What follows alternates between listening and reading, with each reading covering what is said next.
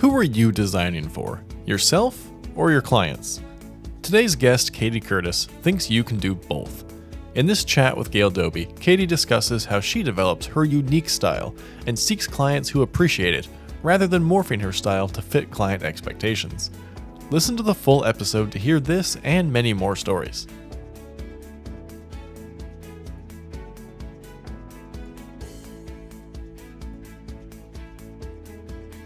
Well, Kati, great to see you. It's been a while since we've chatted, and I want you to just tell us right from the very beginning how you got started in interior design.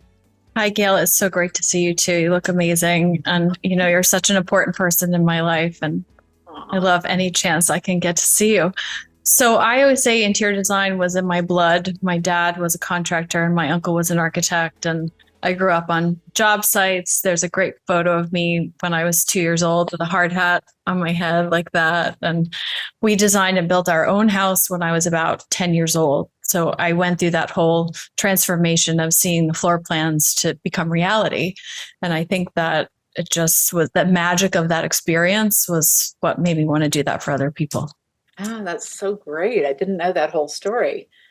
So tell me a little bit about what inspires you the most. And I think I know because you and I have talked a lot over the years, but please share.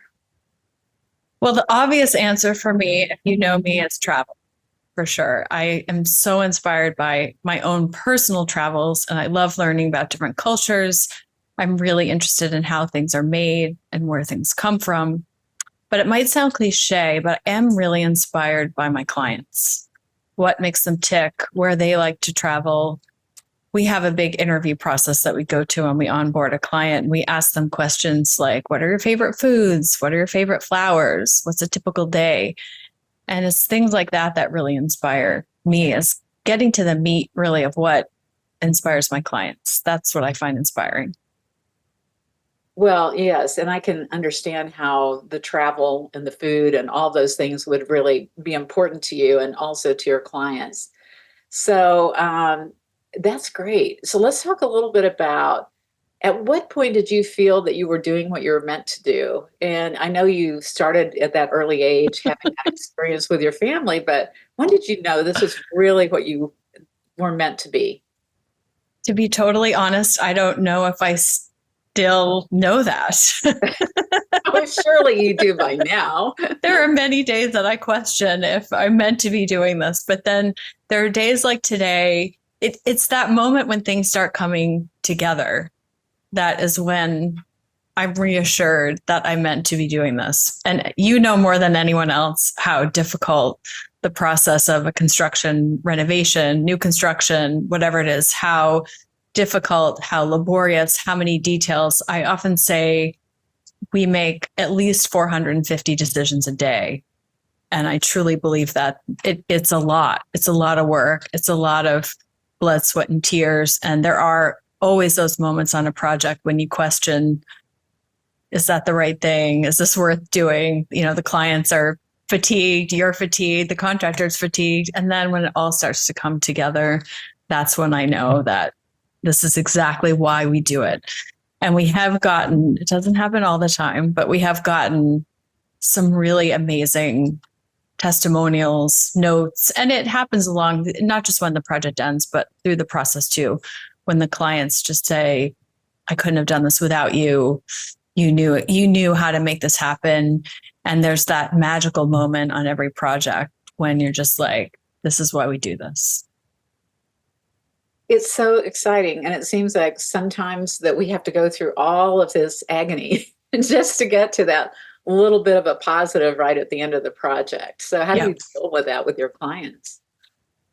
I think it's always keeping that end vision in mind. And for me, it's really easy to see things in 3 dimensions and see what the end result is going to be. And it's hard for me sometimes to remember that our clients don't have that vision, and that's why they hired us.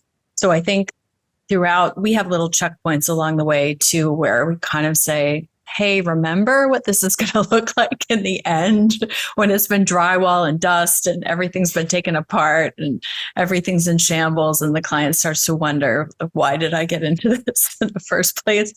Is from reminding them of the little special moments along the way that are all going to come together and make it make sense at the end of the day. And sometimes it might just be, hey, come take a look, the floor in the bathroom underneath all the protection, picking that up and saying, remember how beautiful this stone is, or bringing a wallpaper sample that you might have reviewed 2 years ago and the client doesn't remember that necessarily, but remember why we're doing this. Remember what the magic is at the end. Mm-hmm. Yeah. And it is hard for the clients because they get so emotional when they get so frustrated. We get emotional too. Well, true. Sometimes we're probably more emotional than the clients are, I think. Well, I think so. And I think part of that, don't you think, is because we are people pleasers by nature. And when we're people pleasers, that means that we are invested emotionally in the projects. Because my entire staff is as well. So sure. Sometimes I have to be the one to sort of calm down everybody. We're going to get through this. It's going to be okay. It's, we see the light at the end of the tunnel. This is worth doing. And we had a situation actually on Friday where we took clients to try a sofa that we're custom making for them. And when you start to get into those little details with clients, sometimes it can really go off on a tangent and you can overthink things. And I'm not, and ergonomics is not an exact science. It's very, very personal.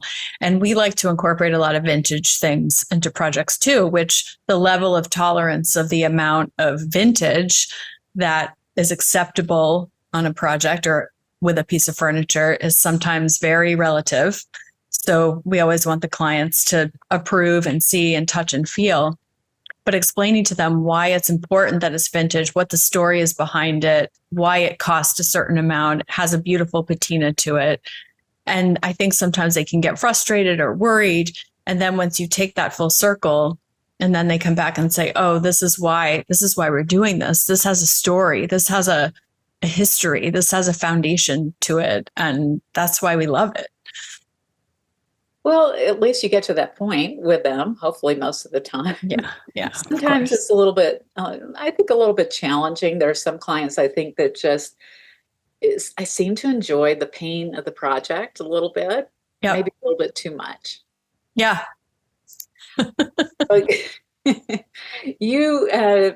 I remember some years ago, I was up in New York and you walked me through the Kips Bay Show House. Mm-hmm. That was almost 10 years ago now. Oh my gosh. Has it really been crazy? Yeah, it was 2016. So 8 years ago. Well, that's still a long time. Yeah. So, in doing that, talk to me about why you chose to do the Kips Bay Show House. What was important about that to you? Well, I think every designer has an aspiration to do Kips Bay. I think it is kind of a rite of passage in our industry. And I think you got to have that on your resume.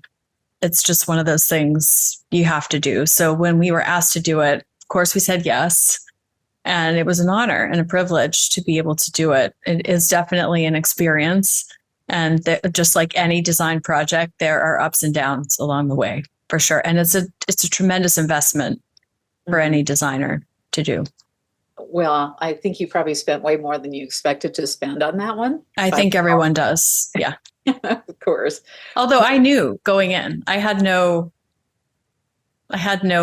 delusions of what kind of investment we were in for, but it's really more than even the money, the personal investment of your team, your time, the amount of, and it's, if you are lucky enough to be part of Kips Bay or any show house for that matter, in my opinion, you need to be there the whole time. The reason you're doing it is to get exposure and get new contacts and meet new people.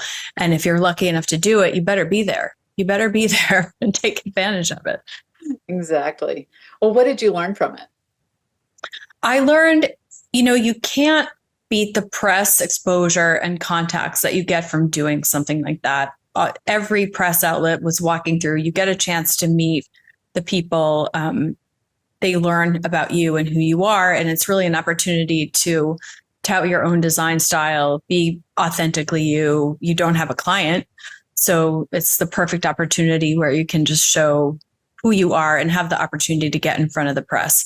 I think, and talking to many designers who have also done Kips Bay and other show houses, it doesn't guarantee you will get a client from it. But again, it's a required resume event, I think, and just go in, not with the expectations that you're going to get some amazing client out of it, but that you're doing it to make the press contacts and to have it on your resume as something you're in the club.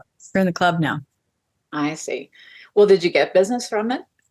Not directly that I can trace. However, I do get calls even today from people who said, I saw this particular image and it struck me, or this is something that I liked.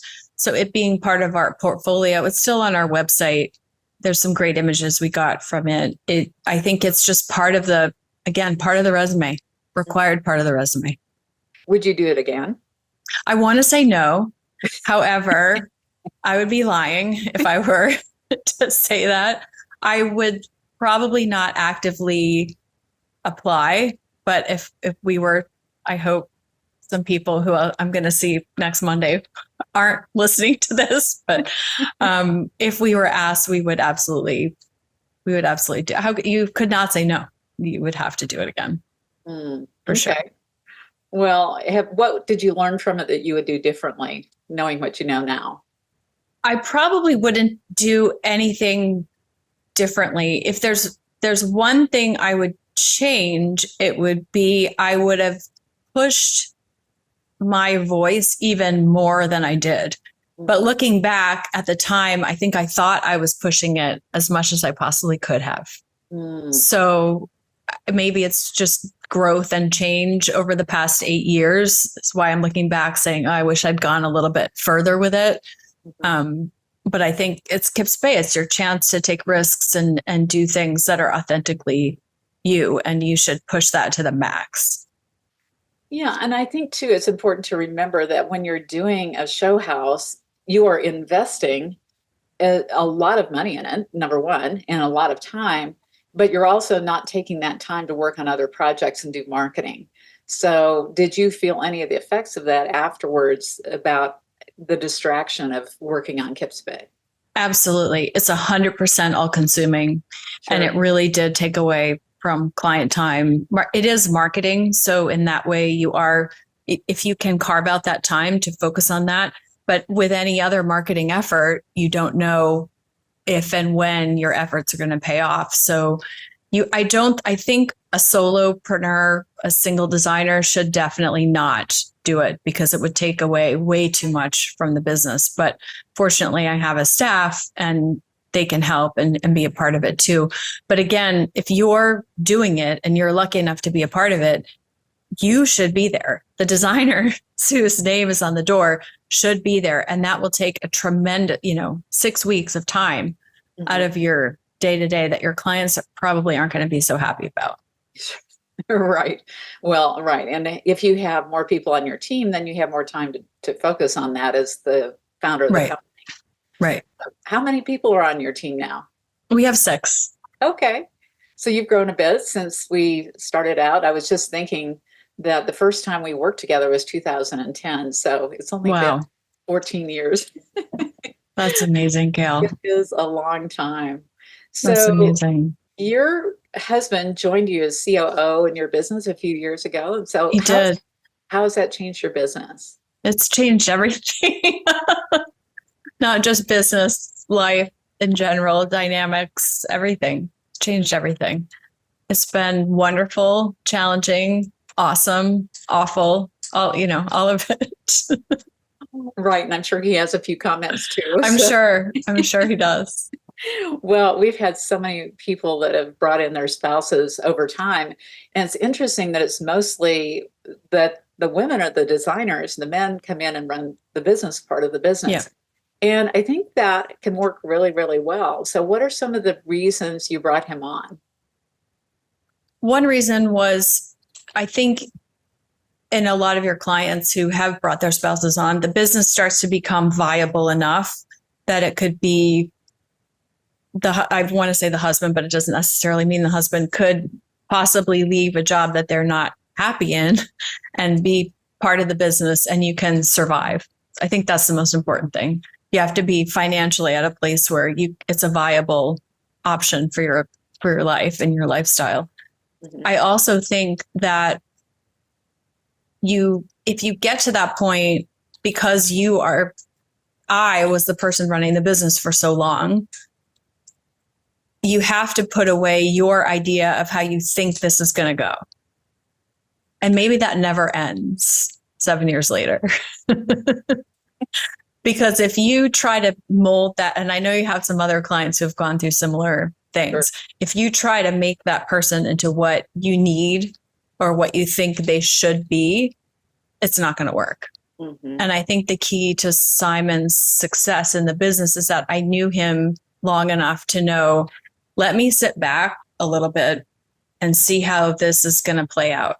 Mm-hmm. See how where he's comfortable, where he fits in, where his strengths are, because you can know someone domestically, but I don't know how he works with other people or what, I know he has a certain amount of knowledge of technology, but I didn't know that he was going to pick up studio designer like he is now. He should be paid by studio designer. I hope they're listening, because he knows it inside and out, took it on as his, has given them so much input in improving the product, identified changes they needed to make, identified deficiencies in the system, and has continued to work over the years to develop that and make it so much better.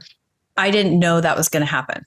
Mm-hmm. So I think the key to success is being in a place where you can say, okay, let's throw this out, see how it lands, and then grow from that place rather than, and another client of yours, who I will name his name if you want me to, but what Klaus Bear was instrumental in that he came from a finance background. They started seeing that Rush's business was a viable thing for both of them to be a part of. He came in and found his own path. Rush may have had a very specific thing for him to do, but I don't think so.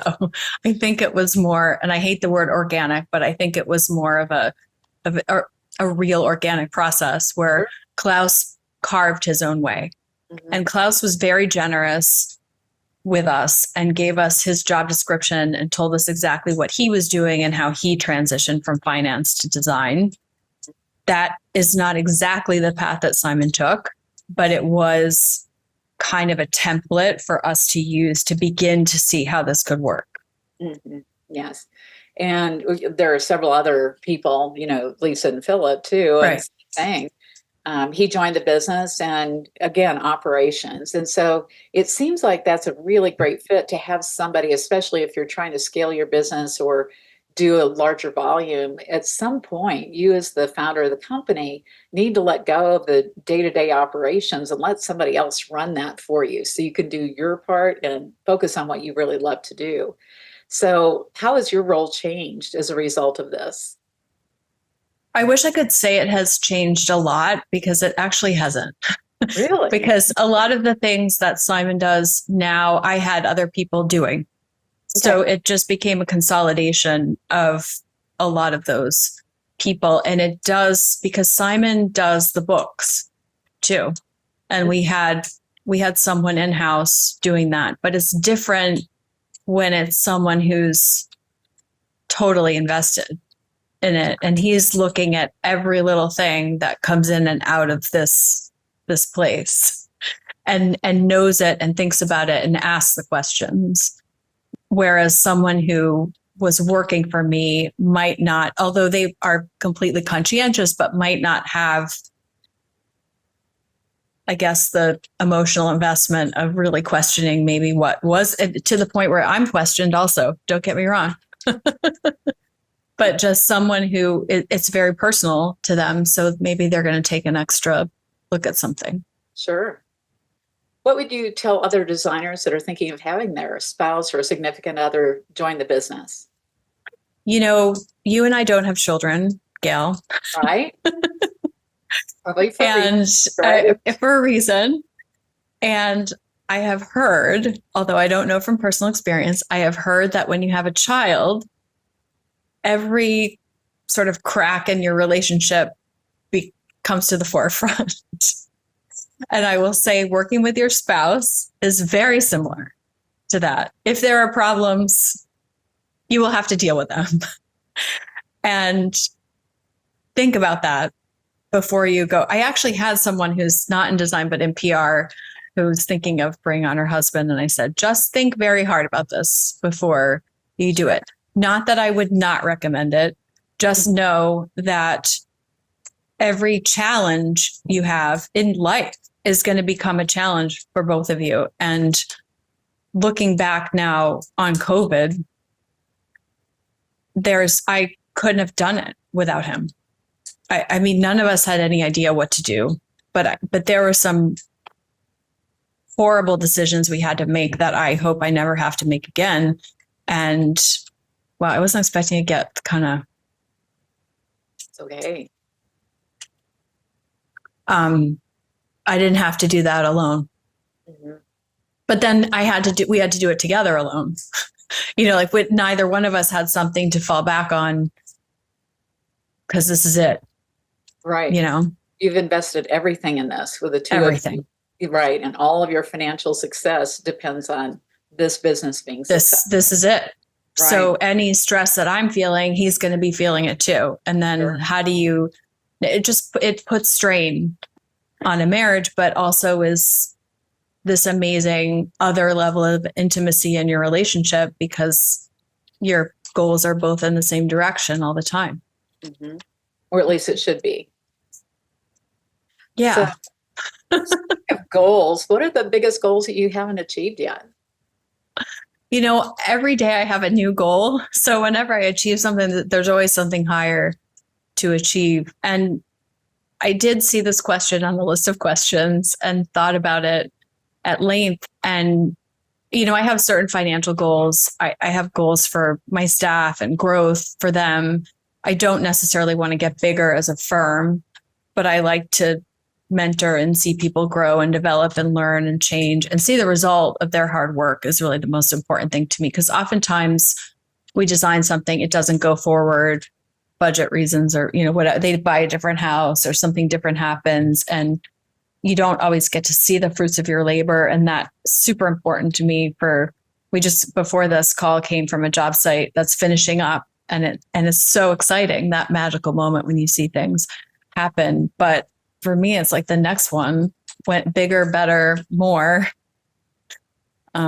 which is kind of difficult to ever sort of say, I achieved this, I achieved that.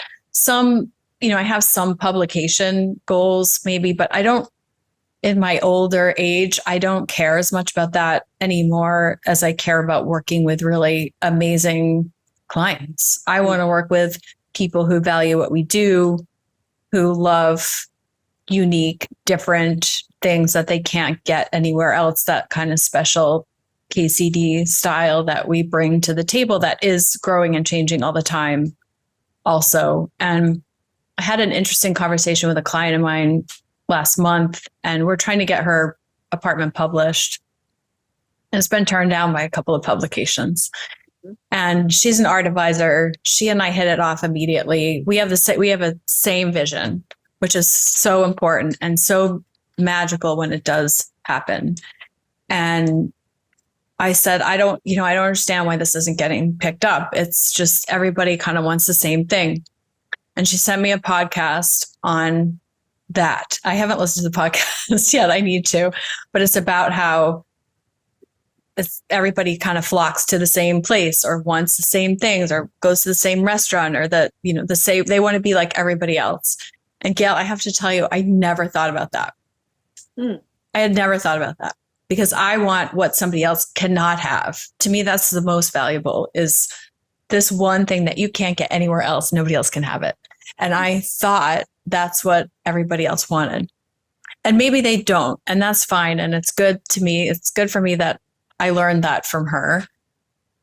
But I want to work with people who are like me and want special, want unique, want something that no one else has. And the biggest compliment I can get from a client, and it happened with her and it happened from another client up in Boston, is when someone walks into their house and they say, "Oh, this is so you." I love that. Well, and that's what you want them to say, because exactly. It shouldn't be about you. It should be about your client always. Right. Well, and usually they're not hiring us because they want something different than what we typically deliver. So sure. Well, It should be congruent on some level, but you will be shocked at how many clients we have or people who come to us who say, I just want everything white. really? So you look at And our why would they come website. to you of I all don't know. people?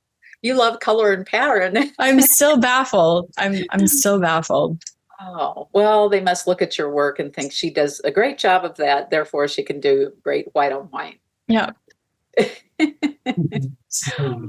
Well, what would you tell your younger self as you started your business that you know now?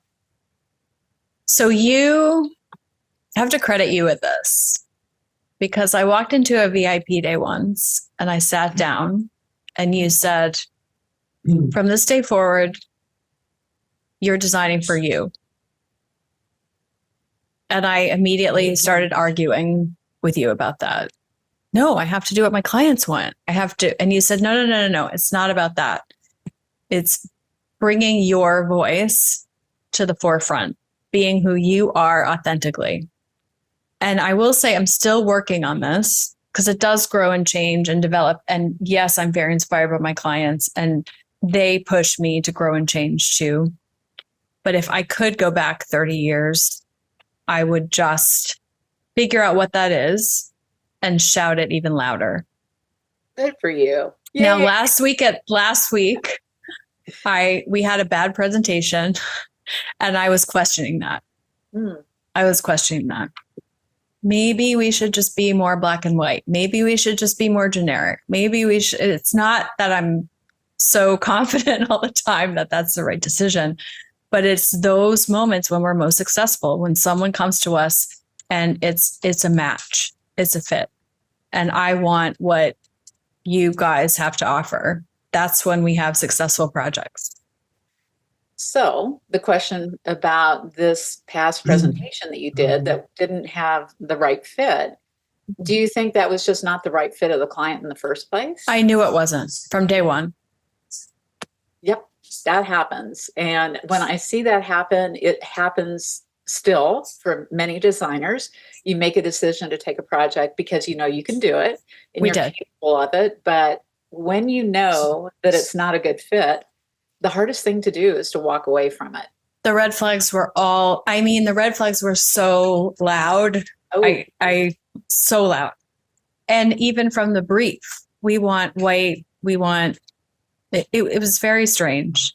And you're right. I think, and I tend to fall in love with the architecture of places also and ignore those red flags because the apartment's amazing and I can see it. And sometimes that blinds me from the obvious. I mean, you taught me about red flags. You taught me the things to look for. And it was all out there. And I kind of go, we can make it great. I know we can. It'll be all right. Oh, goodness. Well, sometimes we have to learn the lesson a few times too. Or just keep learning it. Exactly. Exactly. So maybe try not to repeat the same mistakes as often. Yeah. And it's usually better then. Okay. Well, here's another big question. And we've had a very interesting 18 months or so. And we've gone off of COVID and then things started to bounce back. And then all of a sudden we had the economy and inflation. So you've been through this, you've been through all these different cycles. What would you tell other designers who are feeling these pressures and how to get through this at this time? I wish someone would tell me how to get through it, frankly. I think the business education that you gave me is the most valuable in that way, because I have learned, you taught me how to read spreadsheets and like spreadsheets and learn about how to read a P&L and all that stuff that they don't teach you in design school. And having that knowledge, the knowledge of how to run a business is key to getting through those times. But for interior design specifically, and I've hired all the consultants, I have. I thought I was going to crack the code one day and I was going to figure out how to keep a steady pipeline, how to get a handle on my cash flow, how to know exactly what was happening. It's not possible in our industry. The way our projects are set up, the way our industry works, there's no way it's ever going to happen. So the minute I gave up on that and I said, okay, if I look back at the past 20 years, there have been these years and there have been these years and there have been these years. And then there's been this, and then there's been like, you could have a flat year. You could have a negative year. You could you have one proposal that's enough for the whole. It's all over the place. So you could have, as a normal business, 3 months in cash to get you through. That's not going to, the way my business works, that's not going to do it. So I know how much stupid amount of cash I need to keep in case we have those down moments. So I know I can take care of my employees. I know I don't have to lay anyone off. I know we're going to get through until the next thing comes. And we only take probably 4 projects a year. And,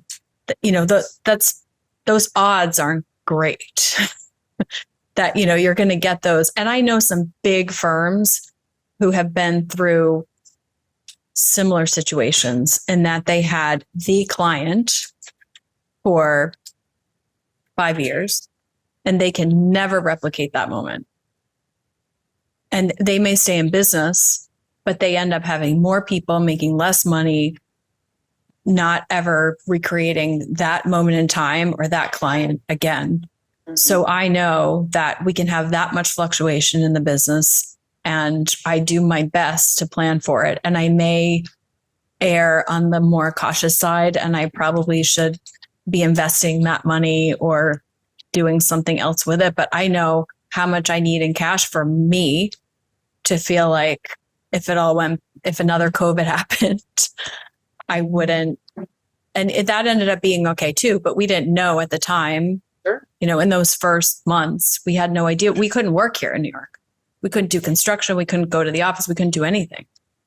So it's, saving for a rainy day, but in our business, it could be a rainy year.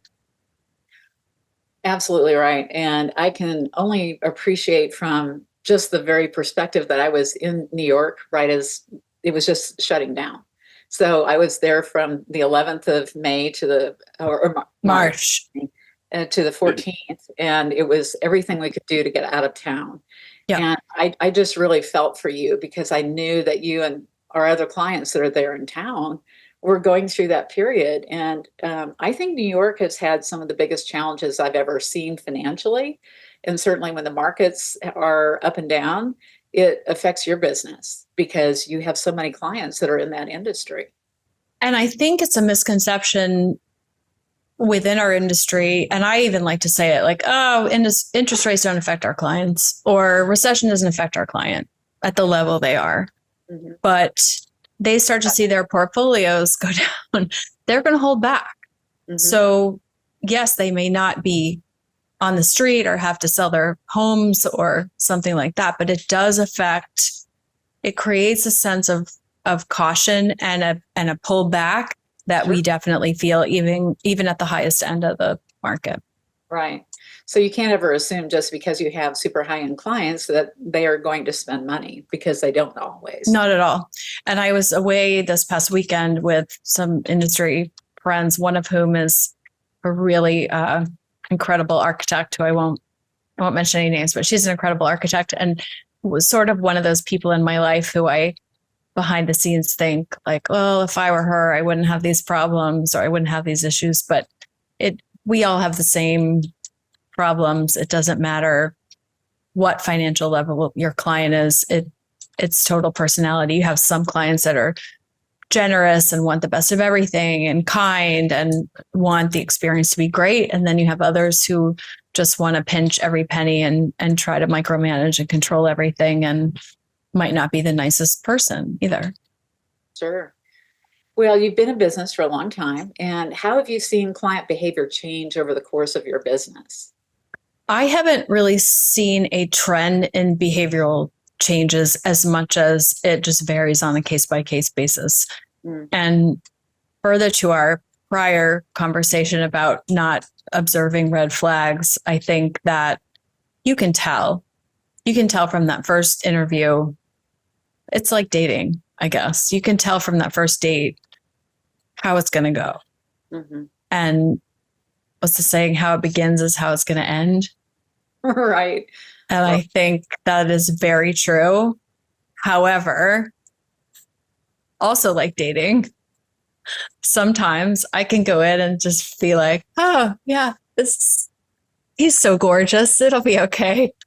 I know he said he had 5 other girlfriends and broke up with them all within a week, but this is going to be different. And, it's usually not. So, so funny. Well, let's end this podcast today with 3 things you'd like our listeners to take away from today's conversation. Well, the first thing I would have to say is hire Gail or hire a business coach if you went to design school, because you know nothing about running a business and you might be the best designer on the planet, but unless you get some kind of business training, you're not going to be able to sustain a business for sure. That's number 1. Number 2 is find your own voice and scream it as loud as you can, as early as you can. Be fearless. And number 3, I guess, is think very hard before you work with your spouse and know that it can be the greatest thing and the hardest thing at the same time. It will be both. For sure. Well, thank you so much. Sure. It was great to catch up with you today. And I hope thank you, Gail, you too. Or around the block, maybe in New York. We'll see soon. That would be fantastic. All right. Well, you take care and thank you for being here. You too. Thank you. Love you so much. Love you too. Thanks, Katie, for being our guest on the podcast. If you want to learn more about Pearl Collective as well as our programs and resources, visit thepearlcollective.com or find us on social media. Our 2024 Interior Design Industry Survey is available to take now. Lend your voice to this survey and secure your free copy when the results become available. To take the survey, visit thepearlcollective.com/takethesurvey.